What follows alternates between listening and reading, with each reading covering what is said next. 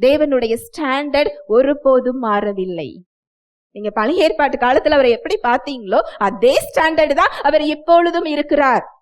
அவருடைய பரிசுத்தம் மாறவில்லை, அவருடைய நீதி மாறவில்லை, அதே பரிசுத்தத்தோடு அவர் இருந்து கொண்டிருக்கிறார்.